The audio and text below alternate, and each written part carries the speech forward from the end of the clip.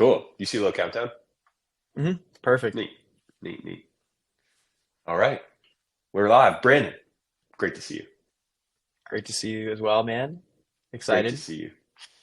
Um, I will start off by saying it's a real honor to be able to speak with you again.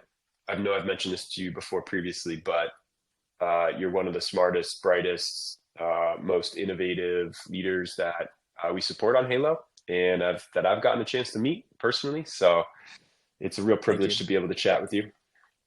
Where I would love to start is actually trying to go like all the way back in time and Mm, think about skateboarding. Like, if you mm. could share when you were introduced to skateboarding and how you got hooked on it originally. Right, right. So, I mean, the first time I really got excited about skateboarding had to have been Tony Hawk Pro Skater, the video game on Nintendo 64. I remember I've got two cousins that are like 5 years older than me. I was probably like four at the time, and they came over with their Nintendo 64. They had Tony Hawk, and they said, "Hey, if you can beat my score, you get $50." Never beat their score, but but I don't know. Just as a kid, like there's two things that are universally super cool, and that's skateboarding and rock and roll. You know, and so like growing up as a kid, like I always just idolized like having a skateboard or having a guitar or something. And so I believe it was my eighth birthday or somewhere around then. My parents finally got me my first skateboard, and they convinced me and my younger brother, who's just a year younger than me, that they were professionals. Mom and dad were professionals. They're like, oh wow, because they could like go down the driveway and they could like make this little left turn onto the sidewalk and then a right turn onto the street. And I was like, whoa, they really had me for a little bit there. And then after about an hour and a half, I was able to do the same move. And I was like, okay, cool. What next? And they're like, that's it. And I'm like, okay, cool. But it was like, it was fun. And skateboarding back when I was like 8, 9, it was cool. Like I had it around, like me and my friends, we like spray paint our boards and it was fun, but I never really got super into it. Also, when you're that young, it's hard to go to the skate park, especially if your parents aren't taking you. And so, like, skating in front of your house, especially like in front of my house, that kind of rough road, it wasn't the most enjoyable, you know? And it really wasn't until I got my first longboard when I was 14 that I really just like fell in love with it. Because for me, skateboarding was like, oh yeah, something cool you do. But it was more of like a stunt tool a little bit. Like it was a hobby, like a type of thing. Um, and when I got my first longboard, like the world just opened up to me. It gave me so much autonomy, and I was able to like be self-sufficient. Like I wasn't dependent on my parents for rides anymore. I was able to get around town quick. The longboard had bigger wheels, softer wheels, and I just like really fell in love with it. At the same time, I was really big into video and also really big into Jackass. You've heard of Jackass Hmm. before? Oh yeah. Right. So we were like doing dumb stuff, rolling each other down hills and trash cans and blowing stuff up. And when someone first recommended I should get a longboard, I was like, what's that? I have a skateboard. And they're like, well, it's like that, but longer and you bomb hills. And I was like, this sounds like something Jackass would do. And so I was like, I'm in, I'm sold. But what I didn't realize is that, in putting so much time on the board, is that like unlike all the other team sports I've done, whether it be soccer, basketball, football, wrestling, track, there were no set practice times. There were Mm, no coaches. And so like, you're really dependent on yourself and you have to be really self-reliant and you have to have a lot of inner determination. So being and spending so much time around the board and on the board just taught me a lot about like discipline and perseverance, which I didn't really expect. It was just like a beautiful side product, you know? And totally. at the time, like the board was really like my escape because my younger brother, we had a bit of tension growing up. He was a year younger, right? But he was always a little smarter than me, a little faster than me, a little better at sports. And I was like, fuck, it's my little brother. He can't be better than me. So there's always this like tension. And we were both like troublemakers in our own right. But right around that time, 13, 14, 15. He started like hanging out with more sketchy people, and like things just started to kind of take a turn for the worse. And um, home life was like kind of sketchy, and like there was times where we'd have the cops at our house a few days a week, and he had pretty bad like anger management. So it not only put a lot of tension between me and him, but also me and my family. And so the board was really like what saved me. And whenever like some blowout would happen, or like some really intense situation, and I just needed to get away, the longboard was like my escape. And it was cool because when you're on it, you can't think about anything other than being on it, especially when you're first starting out and you don't really know how to slow down. You're just focused on not hurting yourself, you know? So it was a beautiful escape, and I loved it, and I still do. Yeah. That's amazing. Thank you so much for sharing it. Were you able to use it almost as like a commuter tool? Like, could you take it to places Yeah. where you normally couldn't? Yeah, I mean, back when you're like 14 years old, you're like middle school, early high school, to go 5, 6 miles across town is like a mission if you had to like walk.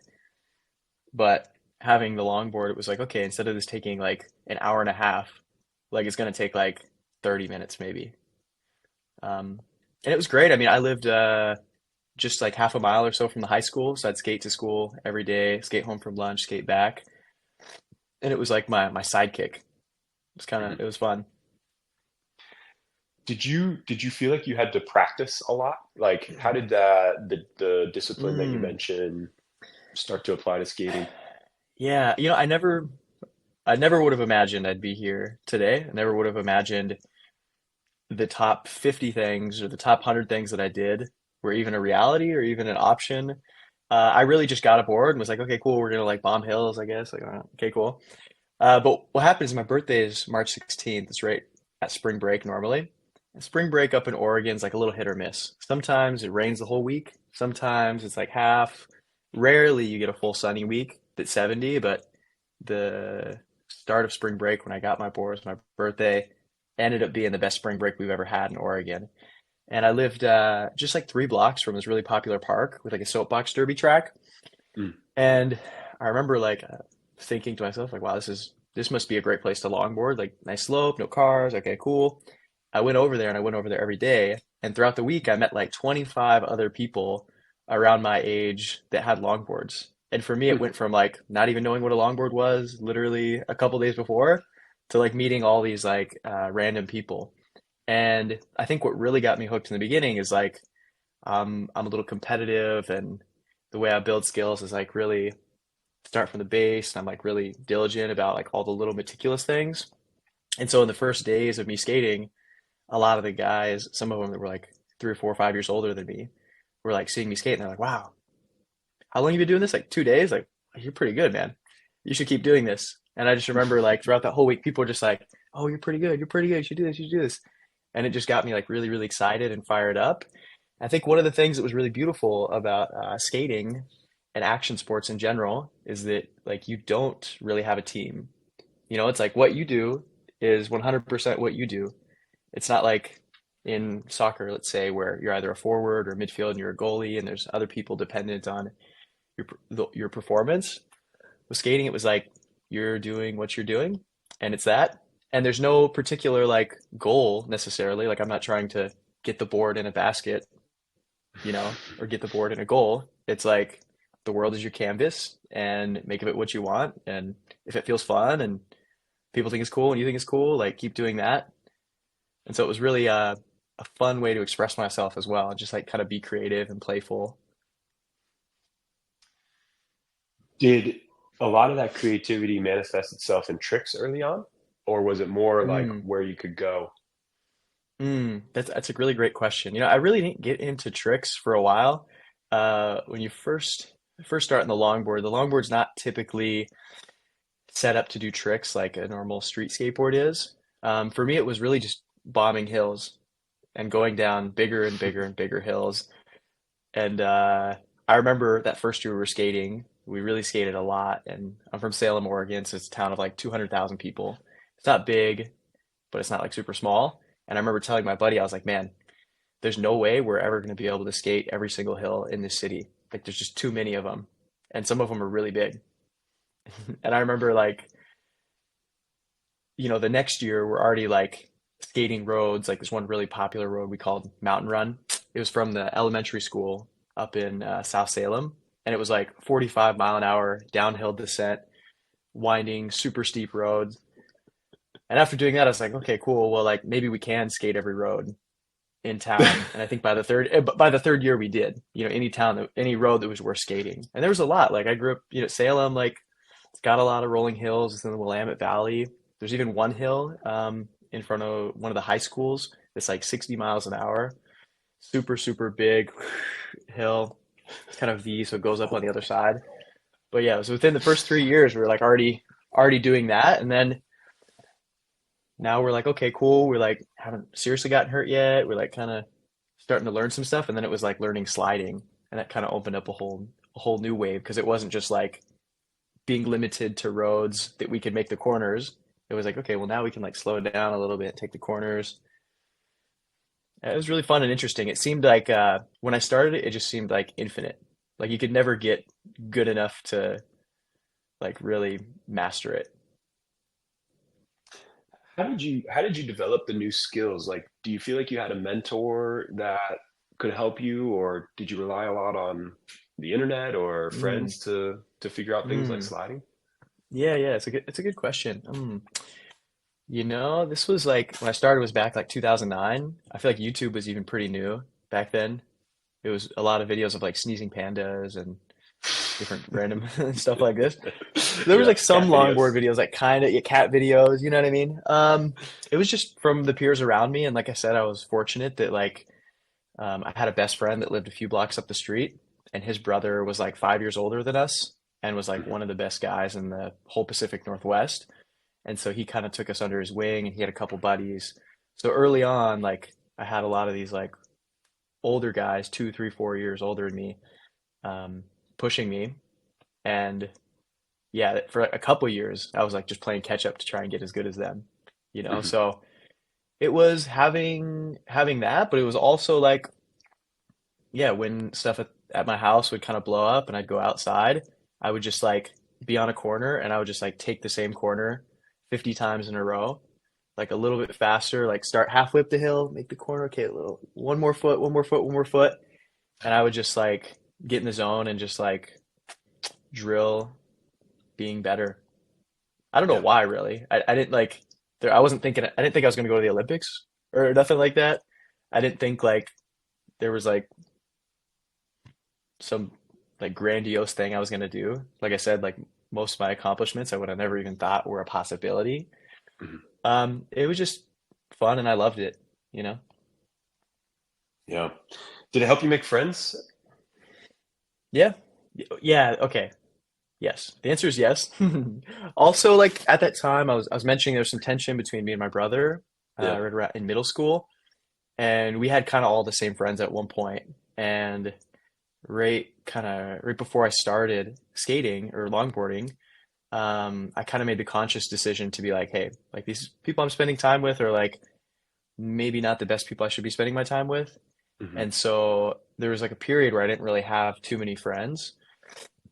I instantly started wrestling. I instantly started skating. And through both of those, I made a lot of friendships. And especially with skating and longboarding and downhill longboarding, the cool part is that like the moments you're sharing together are adrenaline filled and Hmm. scary. And there's been times where like we're skating down a hill and we'll have people like maybe watching the corner or spotting or something, but sometimes not. And sometimes we're all going down the hill together and a car pulls out and it's like, no, car. One person jumps off the board, another person swerves around it. And at the bottom of the hill, we're just like what happened? Like we almost died, but together. And like, I don't know, we just like some of my most like exhilarating, like peak emotional moments in life have been next to other people on longboards. Right. Right. And I so imagine like there's a that, sense of camaraderie that gets built out of that. yeah, yeah, yeah, yeah, Yeah, a that's little amazing. bit. Um, when you fall, like what drives you to get back up? I mean, I imagine you've had some pretty tough falls over the years. Like, Mm, how do you yeah. how do you get the courage to get Mm. back on the board? Well, I think there's a good, what do you call it? Peer pressure. Good peer pressure. There's good peer pressure and bad peer pressure, and I've had plenty of it. Mhm.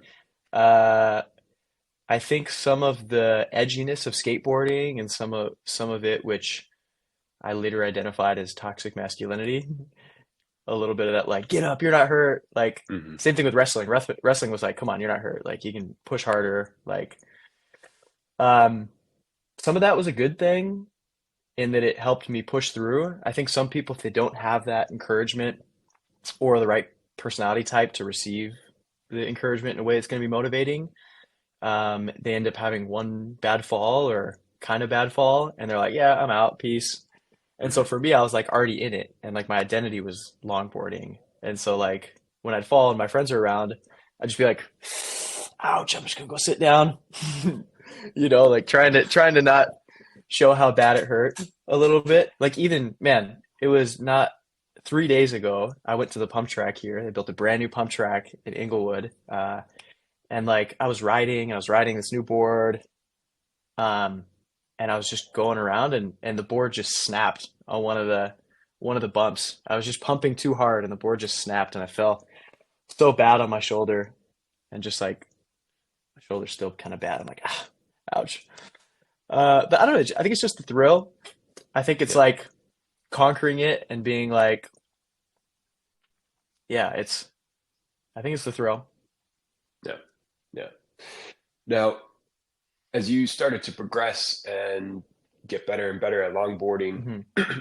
at what point did it start to feel like, this is something that you can really take to the next level, that you could generate income Hmm. from, that you become, the person that you've become through it? Like, was there a moment in time where Hmm. that started to click for you? Or how did that Hmm. journey start to evolve to have it become this more serious thing beyond just like a way to get around or a way to escape family life? Hmm. Well, I just feel like the timing was really interesting. Like it wasn't, it was only 2 weeks after I started longboarding that I did my first like longboard race. And again, I Mm. never heard of this stuff before, and it was like all foreign to me. But I remember going to this race. It was on some path, really fast path, kind of double wide. Like people like ride their horses up there, kind of as like a. But it was super mossy, fully wet, like just dangerous. Like in the dry, it's like 40 plus miles an hour with a hairpin corner and blackberry bushes. Okay, it's not chill. And I remember I went to the pawn shop and I like bought like a super thick leather jacket and I bought like a motorcycle helmet and I was like, I'm going to battle here. I was like, I don't know what's gonna happen, but I don't want to get that hurt. And so like everyone that did this race would like go down, crash halfway down, crash three-quarters of the way down, and then go across the finish line. And it was a timed race. And I remember like after the first run we did, I was in like fourth place out of 20th. And I was like, whoa, how? That's crazy. I guess I just got up quicker than everybody else. You know? And so, I ended up like, I can't remember what it was, fifth to 10th or something. And again, it was like just really motivating to see all these guys who were 5 years older than me. Like, man, you're pretty good. And it just came out of nowhere where it was like, got a longboard.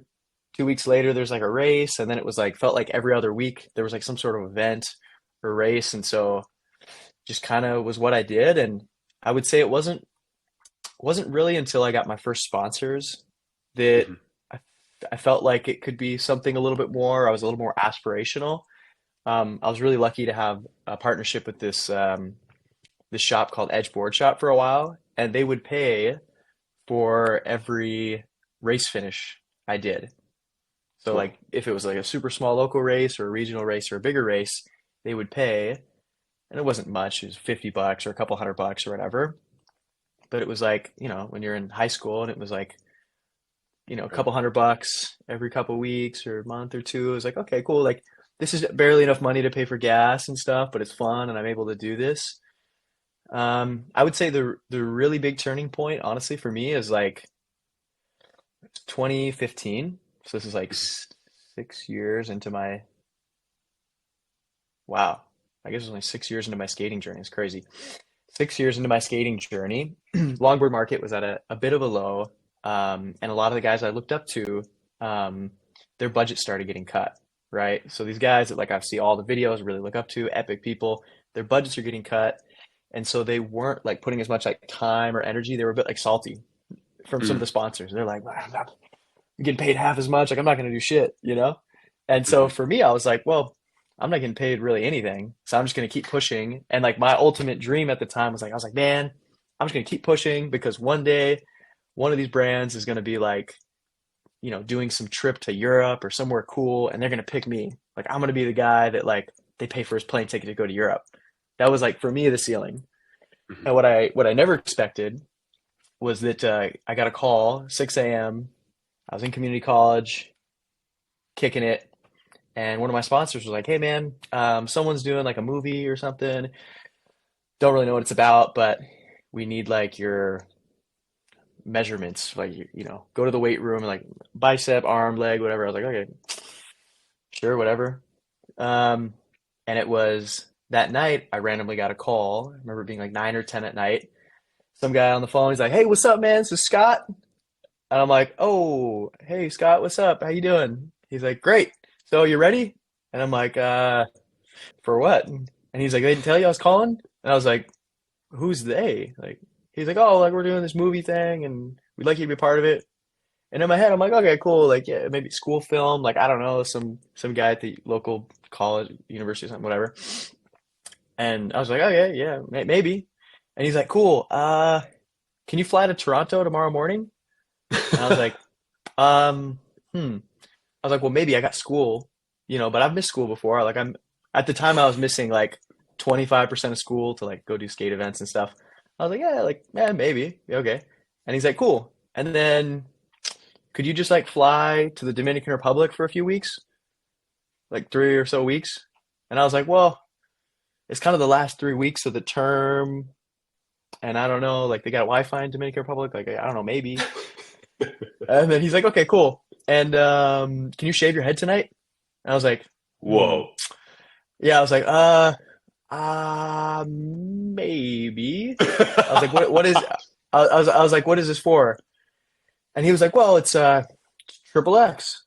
And for me, I was like, oh no, you want me to change my identity, fly to Toronto, and then fly to the Dominican Republic, and I'm gone for a month, and it's triple X? I was like, this is for sure adult industry work Mm. here. I was like, hmm. And I remember there being this long pause, and I'm just like on the phone, like, hmm. And the guy's like, the action movie. And I was like, oh, okay. I was like, okay, okay, okay. I think I heard of that before. That's like with Vin Diesel. Okay, yeah, cool, cool, cool. I think sweet. And I was like, well, what do you need me to do? And they're like, well, we need somebody to stunt double for Vin Diesel. I was like, whoa, okay, that's cool. Um, and then I remember the guy being like, but actually, you seem a little like smaller. Do you know anyone that's like a little bigger than you? And I was like, nah, we're all small. We're all skaters. And I don't know, like I didn't ask too many questions, but he's like, okay, cool, you're in. We'll send you an email and we'll see you tomorrow. And I remember going to my dad, like, he's going to bed. It's late at night. And I was like, hey, Dad, I think I'm flying to Toronto tomorrow. I think I'm stunt doubling for Vin Diesel. I don't know. Um, and it was just kind of wild. And I just remember like showing up in Toronto and like I didn't even ask what I was getting paid. Some dudes at the airport with a sign with my name, flying first class, and it was just like just something I never even expected, and I didn't even care to look. I just like while we were on set, while we're practicing, I was just like, I'm just gonna be as helpful as I can possibly be. Like I don't know, I don't even want to look. And it was a wild experience. It was a super transformative experience. Really opened my eyes to like um, what this could be, and also just pushed me to think much bigger than I was at the time. Um, and then yeah, when the first couple paychecks came in, and they were more than both my mom and dad's salary uh, in a couple weeks. Um, my parents were a little hesitant with the whole skating thing and risking my life up to this point. And then when they saw those paychecks come in, they're like, uh, hmm, keep doing this. This is a good thing. They're like, just be safe, but keep doing this. This is good for you. Yeah. So that was, yeah, that was really like a turning point because I went from being like kind of this underdog, random guy, um, small town, like filming all my videos on a tripod and a GoPro and hitting the record button, running up the hill, skating down, and like just doing all this stuff like grassroots renegade style. To now I'm like stunt doubling for Vin Diesel, and now everyone in the whole industry is like, "Yo, who is this guy? He must be Mhm. dope." And it's really, it really just stemmed from like me being persistent and like building relationships, with the companies that I was currently working for. And even though uh, they weren't really paying much at the time, it was like just having the foresight into like, yo, this can like let's build for long term. Like I'm not gonna try Mhm. and squeeze extra money right now, but like let's build that relationship, and then hopefully one day I'll get to do something cool, or they'll pick me, or there'll be enough trust, or there'll be enough like, mm, yeah, motivation or excitement to like throw my name in the hat. Yeah. So you're as jacked as Vin Diesel. I wore a fat suit. No way. All right. So you Yeah, flew shit. from Toronto to Dominican Republic, and Mhm. then were you stunt doubling like skating, or was it like actually just It was general? skating, yeah. Yeah, so it was like the opening scene of Triple X3. He's like basically skiing through the jungle, um, like on grass and trees and shit. And then he's like grabs a board and he's like skating downhill through this like village. And he's like weaving through mopeds and cars and ends up wall riding a bus. Um, it was wild, Amazing. but a lot of it was like it was preparation. It was like 2 weeks of like just getting everything set up because some of the things they wanted to do were a little wild, you know. And we're like in the middle of the Dominican Republic, like no service, like there was problems. It's a third world country. No one on the crew spoke Spanish, and we're like in a tiny ass little Dominican village in the middle of the mountains. Right. Yeah, Was it fun being on the movie set? it was cool. Yeah, it was really cool. And the team that worked on it was really like an all-star team. I was so fortunate to be invited to stay with these guys. I remember another big turning point was just that in my head, I was fully going to go back to community college and finish my associate's degree. Hmm. And I remember these guys like that set up some of the biggest stunts for some of the biggest movies were like, you should come to Los Angeles sometime. You can stay with us and like work on stuff and whatever. And I'm like, okay, cool. Like I'll come I'll come this summer, like once school's out. And they're like, why not just come like next week? And I was like, I was like, we're on a pretty good roll here. I guess, yeah, I guess I'll do that. You know, That's amazing. So did you end up moving to Los Angeles right at that point? I did. I went home, I bought a super steezy motorcycle, and I just drove to Los Angeles. Um, From Ended Oregon up to Los staying Angeles? staying with this guy. Yeah, staying with this guy for a couple months, helping do some stunt stuff, and then decided and was really just reflecting on that, skating is what got me here, and I love skating. And as cool as like this like potential career and stunt stuff is, I'm like, yo, I like have never been to Europe and I've never done a lot of the things with skating that I always dreamed of. Right. And so from basically 2016, 2017, 2018, 2019, those 4 years leading up to COVID, I was traveling the vast majority of the year and I was doing everything I ever wanted to do. Mm, And it was a lot of fun. amazing. You're traveling to Europe to skate. And, Europe and all over, I'd spend a few months in California every year and just all over the US and Central America and different places. what an incredible journey.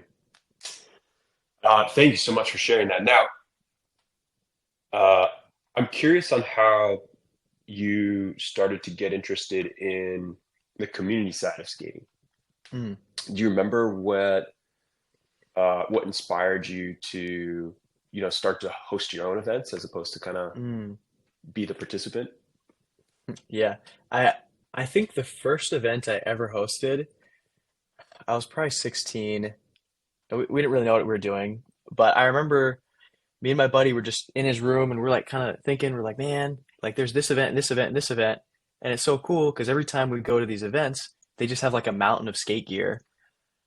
And this was like the beginning of October, and we're like, maybe we throw like a Halloween event, like a slide jam, road, find a hill and like everyone's like sliding and like kind of like a style competition thing. And I was just like, well, we'll just make like a little poster in Microsoft Paint, super ghetto. And then I was like, let's just, go to the website of like one of the skate shops and just literally call every single brand. And we just called every brand like, hey, we're doing this event, Halloween event, cool. Do you want to sponsor? And literally every single brand we called, they're like, yes, what's the address? And we ended up getting like thousands of dollars of skate gear show up at my buddy's house. And we're like, whoa. I think we only had like 30 people show up to the event, but it was like, I don't know. It was an interesting time, I would say. It was an interesting moment. Um, the motivations are different now. I mean, that was weird. It was just like, can we host an event? I don't know. And then people from like, an hour or 2 hours away, like came to this event. We're like, whoa, this is kind of cool. This is kind of fun. Um, but really what it was is that like towards the like 16, 2017, 18, coming into 2019, I was really at the top of my game and I just felt like I was hitting a wall. Like I had been going to all the events I'd ever wanted to go to, like not just once, but like a couple years in a row. And I was surrounded by some of the most talented people in the world and getting to skate and create and have fun. Um, but truthfully, it started to feel a bit monotonous and it Mhm. lost its like spark, you know? And I also felt like I was just hitting a wall. I was like, I'm already like doing well. The sponsors are already like paying me. I don't think they're going to pay me more. They're paying me a little bit, but they're not going to pay me much more. And I just felt like it wasn't really going anywhere. Also, I felt like with the downhill community, there was a bit of toxic masculinity, and it was like people weren't as excited for each other as I would have wished they had been. Like Mhm. I've always been just a really affectionate, loving, like kind person. Um, and I've always had this mentality, like abundance mentality, where it's like, yo, when somebody else is winning, it doesn't mean I'm losing. It just means the stars aligned for them, right? Mhm. And an opportunity, and they were perfect for it, right? And I felt that it was common when I would get an opportunity or someone else would get an opportunity, there'd be, a group of people kind of behind the scenes like, ah, they didn't deserve that, or they're not as fast as this guy, or they're not, who do they think they are? And Mhm. like, yeah, I just started to feel this friction, and I was like, man, this is all like small potatoes. Like, why are we skating anyways? Just for fun, like, and it really was COVID that that completely changed the course of what I was doing. Mhm. Because up until that point, like I said, I was traveling like most of the year, sometimes 10 months a year. And as soon as March 17th happened, lockdown happened, and instantly all travel was just shut off. There's no Right. more skate events, no more going anywhere. I moved back with my dad. We're kicking it there. And I was just like reflecting on like, okay, well, I'd still love to do something with skating. Like I can't go to all these events, but maybe that's a good thing. I don't know. Um, at the time, I was pretty active on TikTok, and I was like, well, maybe I'll start like a series, and the series will be Trick Tip Tuesday. I was like, every week I'm gonna do one like tutorial, easy, bite-sized, 15-second tutorial, and I'll just start doing that, and that's something easy I can commit to. It's on a weekly cadence, and we'll just see where it goes. Mhm. And I remember publishing the first one to TikTok. I remember passing out and waking up to like 5 million views, going like, whoa, that's crazy. And also at the time, TikTok, you couldn't change the caption. So the Mhm. hack was that you'd like, in the caption, you'd say like, message me on Instagram or whatever. And like, I remember I just wrote like Trick Tip Tuesday, blah, blah, blah. Here's the first tutorial. Message me on Instagram if you have questions. And I had like 500 messages overnight from people like, how do I longboard? How do I do this? What board do I buy? And I was like, whoa, this is wild. And and then I also started getting some messages of like, wow, your tutorial, like I've been struggling with this for weeks or for Mhm. months and I just couldn't get it. And like your tutorial is what really helped me. And so it was like the second one I posted was like another million or two views. And I was like, whoa. And same thing, hundreds of messages. And it was just like so many views and so many messages for 70 weeks in a row that I did that series.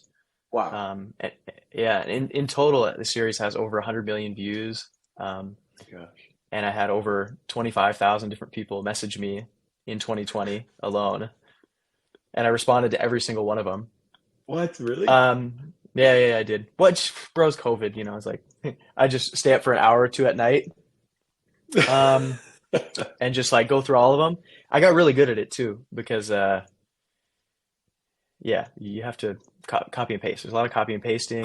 There's a lot Yeah. of, I learned how to use keyboard shortcuts. So I like someone's like, "Hey man, how do I get started with longboarding?" I'm like, HT, enter, and it'd be like, "Oh, get started, blah blah blah blah blah. Here's this blog post," right?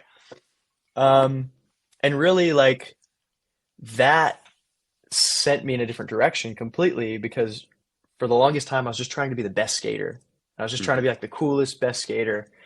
And what I realized is that I found so much more fulfillment and so much more passion in teaching and like, yeah, being a guiding force that can like help people be better. Mhm. And, soon after COVID, I moved, or right during COVID, moved to Los Angeles. And at the time, it was like nobody was meeting up. It was like really lonely. And I was like, man, it'd be so cool, like to just kind of reinvent like what it means to have a skate community. Like I want to skate with people in person. Like I'm doing all these videos, I'm doing these TikToks, and I'm like randomly meeting people. But like it'd be cool to like create a group and reinvent what that looks like, you know? Mm. And so it was, yeah, just a realization that maybe I don't care as much about being the best, coolest person that I thought I did. And that I can just like spend my time and my energy in a much more impactful way if I'm teaching and bringing people together. Beautiful. Do you remember when you were in Los Angeles and you're getting that group started? Do you remember like how you actually got it started? Did you just kind of Mm, start showing up at a specific park, or was there a yeah. method that you used to start to Mm, bring people together around it? yeah. That's a good question. I mean, I've been involved in a lot of different groups over the years, more as a participant, less as a host. When I moved to Los Angeles, there was already an existing skate group that was meeting up. They were, a little bit smaller and a bit more casual, but I was like working with them, and at the time, I really had like a lot of attention on me and a lot of like people reaching out and was doing a lot of private lessons and things like this. And for me, I remember bringing it up to them. I was like, "Hey, wouldn't it be so cool? Like, we have this group, but what if like we taught free lessons or like, put more of a focus on like new people? Because I see all these new people coming in. Like Hmm. of the 25,000 people that messaged me, it must have been hundreds of them, if not a thousand of them were in Los Angeles area, and they were like looking to like not only learn how to skate, but maybe like find people in a community. And I was like, yo, guys, there's like a lot of people here that are like excited about this, but like how our groups currently run, it's a little intimidating because we Hmm. just kind of like casually skate and work on tricks. There's no like host really, there's no like facilitation. And so like I would be at our skate meetup and we'd be posting on social media that hey, there's a meetup on Sunday, boom, cool. And I'd see people show up to the fringes of the parking lot and just like skate on the edge and like not really interact with anybody. And nobody from our group was really like greeting them, and it was I think intimidating. I know intimidating for quite a lot of people. And in like observing that and being the person who was introducing people, I was like, we should really like maybe host something that's more welcoming for these people. And what I remember is that uh, they were like, it's gonna take a lot of effort, and maybe it's not something we can commit to because it sounds like potentially a lot of work. And I was like, okay, cool. Well, the skate meetup's on Sunday. I'll host something on Saturday. That's just like free lesson. We'll have boards, free group lesson, and then I'll just tell everyone to come on Sunday, right? And it was beautiful because like at the time, this group on Sunday um, was getting, I don't know, 10, 20, 25 people maybe on a weekly basis coming out, which is great. Um, and the first event that we did had like 5 people. But slowly but surely, our group went from having 5 people to 10 to 20 to 30 to 40 to 50 people every single week that were interested in learning, and half of them had never even been on a board before. And we started gaining like really a lot of momentum with that. Same thing with this other group on Sunday. Their numbers went up 20, 30, 40, 50 people, and it really started to thrive. Um, and really, I think the biggest thing that I learned from that chapter is that you have to focus on new people, and you have to focus on with social media, not just saying that everybody's welcome, but showing that everybody's welcome. Because it's one thing to write an Instagram caption like, hey, bring your wife, kids, dog, everyone's invited. Like, but then it's a picture of somebody doing like some crazy trick, you know, as opposed to like what we were doing and was like focusing more on like storytelling of like showing the event, but then like like subtly like following the journey of like this new girl that's like, oh no, and she like falls and she falls and it's a group shot, boom, and then she lands it. She's ecstatic and like super hyped. And I just learned that like, yeah, it's that type of content that like when people see it, they're like, yo, I'm a girl that, you know, is not coordinated, hasn't skated before, or I'm like a older guy and I haven't tried this before, and like, yo, he did it first day. Okay, cool. And so like we really started to build a lot of good momentum around that. And the guy I was working on with that, his name was Achille. He's like some AI researcher dude at Google, really brilliant guy. And that group was called Longboard Dancing Los Angeles. Um, he had, I think, some controversial opinions a little bit, but I loved the way he was thinking and trying to break it down into like really simple, uh, kind of more like sciency types of thought process. Like he was one thing that we spent a lot of time on was like, okay, people coming to our group and joining our community, we have to think of it like a funnel. At the very top of the funnel, it's like how many people even know that you exist, right? And that's like maybe through social media, that's maybe through word of mouth, right? But how many people know you exist, right? And then it's like how many people could join, right? So that's maybe how many of the people that know you exist actually live in Los Angeles, right? And then from there, it's like, okay, how many people actually live in Los Angeles that know of you would even consider going, right? Because of what they see, right? And so maybe, so at that level, it's like, okay, well, how do we communicate that this is for people or for more people, or how do we make it seem appealing? And then it's like, okay, cool. Of the people that decide to finally go, how many people are going to decide to go a second time, right? And I think it's those two steps that most new community leaders totally forget about. They're worried about social media. They're like, we got to like promote this somewhere, like share a poster, boom, okay, cool. And then they're worried about like, and then they think like, okay, people showed up, we're here, we're good, awesome. And it's like, actually, you need to maximize the amount of people that see your social media post and will actually come. And then of the people that come, you need to maximize the chance that they come a second time and a third time and bring a friend. And some of the tactics we used were like when people would arrive, we would always put a focus on like having our leadership team try and introduce them to new people. So someone new comes in, it's not just like, oh, hey, cool, my name is Brandon, good to meet you, have fun, this is awesome. That's a, you know, maybe a pleasant interaction for somebody new. But then if you just walk away and they're just stuck there, um, you're really minimizing the chance of them like forming other connections and forming more network connectivity with the group. And so it'd be like, okay, cool. Hey, what's one thing you're stoked about? Oh, I love snowboarding. It's like, yo, you got to meet Rick. Rick's also into snowboarding. Yo, Rick, come on, boom. And in doing that, it was like people were like bonding like glue so much better. Um, so it was that. It was the shift from showing really talented skaters on social media and then saying everyone was welcome, right? Like some of those videos would get a lot of views, but a lot of views from around the world. And of the views that were in Los Angeles, how many people like saw that really complex skate maneuver and thought that this was an event for them, like a very small amount. So it's the changing the storytelling and then changing that like first time participant experience and it was just we saw really explosive growth, and it was shocking in a way. I was like, whoa, how are we going to manage this? Because at the time it was like me and Achille and like maybe one or two other people helping facilitate these group workshops, but it was like 50 people, so it was like that was a lot of people. The most people I ever taught at one time was like three or four, and so doing that project for like a few months,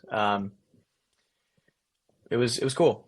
It was really fun, and I really learned a lot, and it shifted my perspective a lot. Like just sitting down and spending a lot of time every week with our team, ideating how it could just be better. Congratulations. Those are incredible insights. What was a factor that maybe you can draw out for that last step?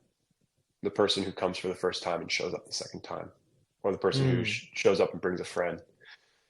Did you find any commonality amongst people that were in that part of the funnel mm. The people that the people that finally showed up for the first time and then showed up for the second time? Like, and what then was the showed up for the thing that second you time. did for their first experience that got them Mm, to show up for a second yeah, experience? Or did it feel like actually yeah. kind of random? No, no, I do think there's big similarities there. I would say if we take it just one step back, the type of Mhm. person in general that was coming to our events was very apparently a similar person. And these people often shared the feeling that they were in a transitionary point in their life. Either Mm. they just moved to Los Angeles or a new part of Los Angeles, they just changed jobs, um, they just changed like living situations, they just changed, they maybe like are broke up with a partner, and they were actively seeking people to meet and things to do.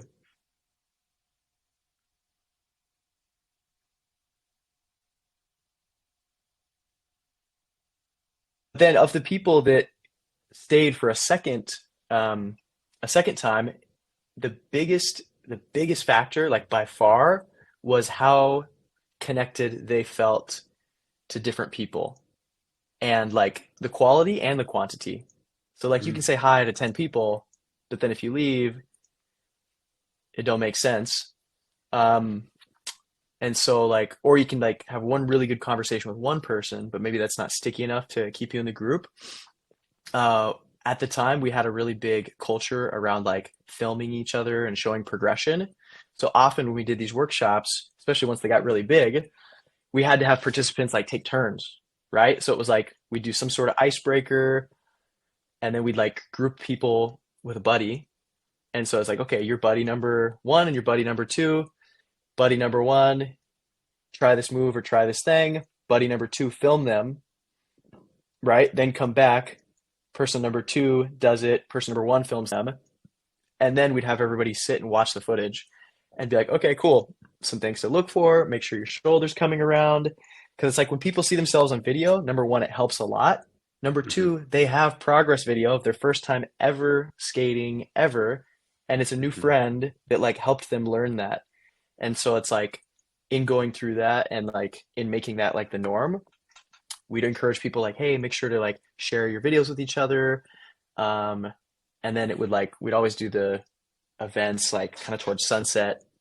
And so like then it's a beautiful sunset and you're in the parking lot, everyone's skating, and people are like now the ice has been broken on like them filming each other. So now they're like filming each other in the sunset and getting all these really cool videos, and people are living out their Los Angeles, Venice Beach dream. And they have all the evidence to prove it. Um, and in doing that, people I think felt like more connected to each other and more of this shared sense of camaraderie where it's like, okay, this new person I met, we like struggled through this thing and I tripped and then they tripped and then like we kind of helped each other, and then this person was nice and they like shared some tips. Um, and so I think like in the workshop setting, it's like in the workshop setting, like you can be the best teacher ever and you're still not going to connect with everybody, and the things you say are not going to connect with everybody. So trying to empower other people in the group to make advice or suggestions, um, would make them feel more that like they had more of a sense of ownership over the group and felt more involved in the group. So like I'd always pick out a couple people and it's like, okay, I'd see this person like struggling through it and they got it. And so it was like, we'd end like the one move or whatever it was, and I'd be like, hey, Crystal, um, do you wanna show that off for everybody? Or like, hey Crystal, I just saw you landed that epic. Let's give it up for Crystal. Boom. What's one thing that helped you achieve that? And then like having that person share and now other people are bonding. It's all related to network connectivity, I think. So in that example, you were able to get Crystal to actually communicate, not to just like one other person, but actually to share to the whole group. Yeah. Yeah. Amazing. Did you find that? I guess I'm curious on how you did the buddy pair ups. Mm, Was that like, oh, whoever's closest to you, or were you intentional about that, or did you try mm. to mix it up Yeah. every time? Right, right. So with skating, you have a dominant foot, right? So you're either skating left foot forward or right foot forward. And so what we typically do is we'd say, hey, if you're goofy, stand over here. If you're regular, stand over here. So there'd be two different groups of people. And then it would be like, awesome. Now introduce yourself to someone you don't know and tell them what your favorite pizza is. Like, I don't know, some icebreaker, right? They'd like chat. And then it's like, cool, that's your buddy. And now play rock, paper, scissors, and whoever wins is buddy number one, right? So the idea was like, a lot of people would come in like pairs or in a group of three or four. And so it was like trying to mix up people as much as possible Right. and form more different connections. Because I've noticed in the beginning we weren't doing that, and what would happen is like,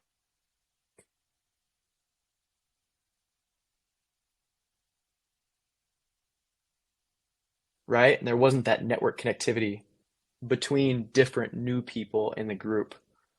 Um, so I think that was good. In the workshop setting, that worked really well. That is super cool. How have you, did you find that as your group started to grow from 10, 20, all the way up to 50, did you find that there was one channel that seemed to work well, or the one that was best for bringing those new members that would ultimately stay? Hmm. Mm. It's a great question. The absolute best channel is word of mouth. By far, the absolute best channel is word of mouth. We had some really popular videos. I think some of the videos get a few 100,000 views, like showing different people like learning and going through it, and it would get a lot of attention. But especially in a place like Los Angeles, where attention is very competitive, and also there's like a million things going on every single day. Um, if somebody just sees something on their phone, like they see a million things on their phone. So I was like, that, at least in Los Angeles, a busy city like Los Angeles, Instagram, it helped, but it wasn't the thing we focused on. Once we started focusing on like even just little things, like at the end of the workshop, being like, hey, if you love today, know that these workshops are free and available for everybody. And we love doing it. And we'd love that if you have any friends that have ever asked you about skating or wanting to try skating, that you bring them out next week. Hmm. Something small as that. Um, just explicitly saying that everyone's welcome, explicitly saying like, wouldn't it be cool if you everyone brought a buddy and we were able to teach each other like little things like that, people actually do talk. And I do think in combination with people having content, here's what would happen is they would share some beautiful video of them on the sunset learning skating, and they Right. would ultimately, who knows, get a handful of people that DM them and go like, "Yo, this looks this looks cool. Like I always wanted to try longboarding. Like where did that happen?" And it's like, "Oh, at this thing on Saturdays in Santa Monica." And so like we found that we would get way more people coming to our events if other people posted content on their own social media platforms because ultimately their friends would ask questions. And when it was your friend asking about something and then you telling them, way higher likelihood that you're going to go to something than to randomly see something on social media. So word of mouth, for sure. Right. And it sounded like it helped not just on making the awareness side of like helping Hmm. people realize that there's a really cool Right. longboarding experience on the weekends, but actually the conversion side of it. Like, Right. because now you know someone that's going, it sounds like. And Yeah. now you have someone to go with, and they can answer those questions that they may have, or, do I need my own long board? What kind of sneakers should I wear? All those types of things Right. that maybe someone wouldn't, all those things that like all over added up start to feel a little bit too daunting for someone to be like, yeah, I know it's happening tomorrow, but I'm just not going to go. I don't have the right Exactly. shoes or A- whatever the And excuses they make. also, and also, like, if you are the organizer, it's a lot of work to constantly ask or answer questions from people, Hmm. you know? And so we rely a lot on our community and word of mouth awareness, which might be contrary to what people think in the beginning. Like, I was getting so many views on social media, and a lot of people were coming from that. And in my personal opinion, I was like, I got hundreds and hundreds of people in Los Angeles reaching out. Like, this is definitely what we should be doing. Like, let's double down on content. Let's do more stories. Um, but ultimately, it didn't result in more people coming to the event. Hmm. Interesting. A little bit more people, but our energy better directed. And it takes 10 seconds to tell everyone, yo, bring a friend next week. Or like, yo, if you have any questions, or hey, I know you guys have a lot of cool videos. Y'all are living your Cali vibes, sunset, dream life. If you do happen to share on Instagram, we would love if you could tag us and tell more people and share about this experience you had.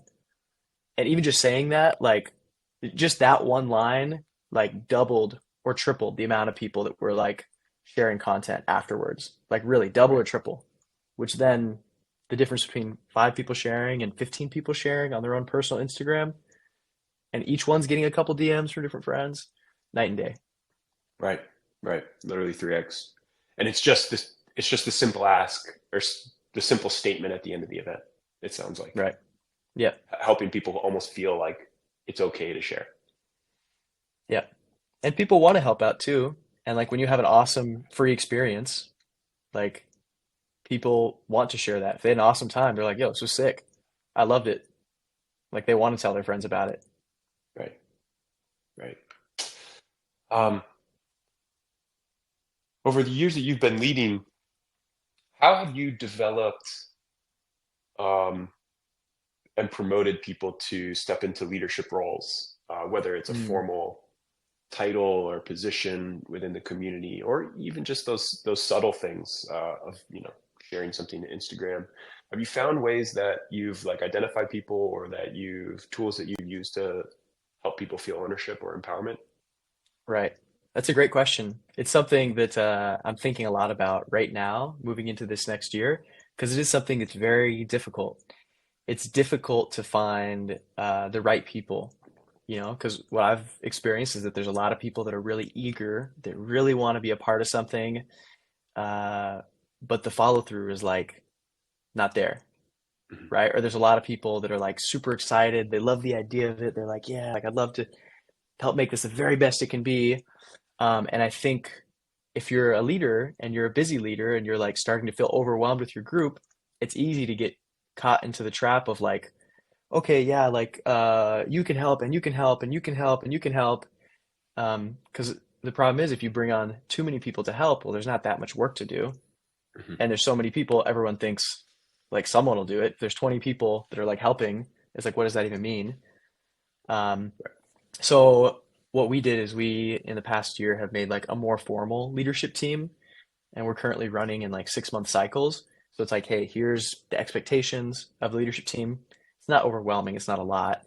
It amounts to 2 or 3 hours of work per month, like just being active in the chat when things come up and offering some ideas and guidance, and joining a monthly call, right? Pretty easy. But in having those formal expectations and then also in trying to identify like areas, like we have some people that are more focused on social media, some people that are more focused on facilitation or organizational sides of things, and just giving people a little bit of ownership of different categories, Mhm. we found to be really helpful because it's like when something comes up and it's like, hey, we need to make a social media post this weekend. It's not like who wants to do it and it falls on deaf ears. It's like, the person on our team that's working on it is going to do it, and they're expected to do it, and it's maybe something that they're excited about. Yeah. So that's been interesting. I will say that it's tricky sometimes to like engage the volunteer network, Mhm. because there's a lot of like little things that can happen, and I think a lot of people want to be involved in something, they want to contribute, and I have like so much gratitude for the people in our community that have like stepped up like without anybody asking to really like make our events or our experiences like run so smooth and so effortless. And yeah, one thing we're focusing on now is like, okay, well, how can we engage the people that are like just outside that first level, very committed volunteer network, the people that have been like, I'd like to help in some way sometime. How can we empower them um, to get involved? And so one of the things we're doing right now is before the events, we're trying to ask more questions. Like, hey, does anyone have a cool idea of icebreaker tonight? Or hey, does anybody have like some songs they want to share that would be fun? Or hey, can anybody jump in and be like help lead the group or help be like the caboose or help be the greeting person? And so I'd say it's still something we're trying to figure out. I think it's something Mhm. that's very, very important. And if we can figure out how to like tap into that and efficiently activate more of our community members as contributors and collaborators, it's gonna like take our whole group and everything we're doing to the next level. You have a lot of experience with hosting paid events as well. Hmm. What is different for that type of event that has this ticket associated with it or this price that's being charged versus some of the free events that you've hosted? Mm. It's more nerve-wracking. I, I also for a long time have had like a lot of self-limiting beliefs around money, Mm, especially in skating. Skating historically has been like a lot of like rough and tough punk rock, um, kind of like poor. Like my family doesn't have a bunch of money. A lot of the guys I grew up skating with that were spray painting shit and bombing hills, like they didn't come from super rich families. And something about skating, there's this interesting tension where people are like, no, it's an art. It's not a sport. It's an art. It's not mhm, like a job. It's a sport. And so there's almost like this pushback around like even when I started charging like for private lessons, like something that people are willingly like, hey, that sounds like a great deal. I'll pay you for lessons. There's some people and some like peers that were like, who does he think he is charging? Like I always help people. Like if people ask me, like I always give free advice. Like who's Brandon think he mm. is? And it's like, well, yeah, like kinda like when a random person randomly asks you one time, but you're not like committing to giving them your full undivided attention. Um, and they're not agreeing to pay you, and they're not excited about paying you, you know? Right. So it's a different thing. And so for a while, I was like, just felt guilty. I was like, even charging $5, I was like, like we're in a parking lot, like, it's skating, it's art. I was like, But I was like, yeah, at the end of the day, like to host an event, it does take a lot of time. And especially to do it at a high level, it takes even more time and even more energy and more effort. And so, um, in the beginning, when I first started really charging for events, I was charging way too low. And I was either like just barely breaking even or even losing money. And I was like, well, this is cool. Like we almost got our expenses paid. And fortunately, I've had some uh, friends and mentors that have like pushed me to be like, dude, people pay $20 to walk into a bar and then they pay $20 per drink, and you're charging $10 for like a whole ass experience with a band and like drinks and food and all this other stuff. Like, you got to charge more. I will say, like, I take it quite a bit more seriously when people Mhm. are giving me money, like you have a responsibility. And I think even like hosting a free event, like you have a responsibility as a host to make sure that people are having a great time. You have a responsibility. Like if people are going to give you their attention, attention is the most valuable resource nowadays. And you have a responsibility to, um, you know, be mindful uh, to that and to provide a great experience. And if you don't, it's just not going to work out. They're not going to come back. They're not going to be excited about it. It's not going to continue building, you know? Yeah, that's a great insight. I want to wrap up on one last question. I know leadership can sometimes be frustrating, and it can definitely be a lot of time and pressure. Mhm. What continues to keep you motivated to do it? Or has there been anything that's kind of happened recently that's been that served almost as a reminder for you Mm, to just think like, oh yeah, like I know this is a pain and I have to do it every week and it's monotonous sometimes, or the duplicative questions are frustrating. mm, And then this thing happens and it reminds you like, oh, that's right. mm. That's why I do it. Has there been anything like that that's happened to you recently? Yeah, that's a really good question. I would say like for me, it really just goes back to um, knowing how shy and how scared and how sad I was at times before I really got into longboarding, and knowing that like longboarding through pushing myself and pushing my comfort zone and sharing experiences with new people, how it was really able to get me out of a rut and allow me to think bigger, have more confidence in myself, have more motivation, and just seeing like how I'm living my life right now and how my younger brother is living his life in and out of jail and trouble and all these other things. And just seeing that really like the big difference is that I found something I was really passionate about, and I found people in it that supported me. And so, it's every single week that we show up and there's a new participant in our group, and you see them and they're shy and they're nervous, and then they go to our after social and like grab tacos with us and hang out, and to see and learn about these people that are like, again, maybe like don't know what they're doing, or they're like, I don't know, like this happened or that happened or whatever, and to just see our whole community just welcome them with open arms, and to see like how that person like lights up, and just to see so much more excitement and confidence, and optimism and positivity that comes in the coming weeks is really, really inspiring. Because I just think back on like, yeah, my brother and other people that are struggling, whether it be like drugs or alcohol or addiction or depression, and knowing that sometimes all it takes is the right environment and a little push from the right people to either turn your life around or make your life the very best that it can be. I have the chills. Thanks for sharing that, Brandon. Yeah, you're welcome, Eric. Appreciate it. Uh, I will cut this recording.